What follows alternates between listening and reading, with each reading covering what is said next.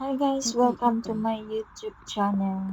So magpapak kami ngayon ng aking balikbayan box.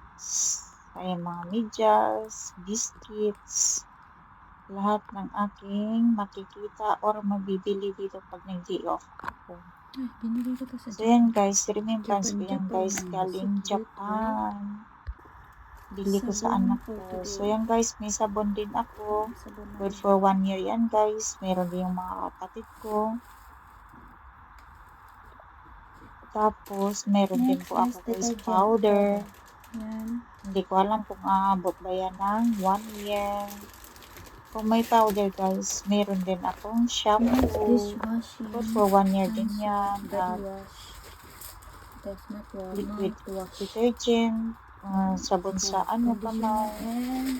So, magbibigay din ako sa aking kapatid. Tapos, meron din akong canned foods. Ayan guys, may ano din ako, yung dalawang water bottle na yan, para yan sa apo namin. Tsaka yan, Nutella para sa anak ko.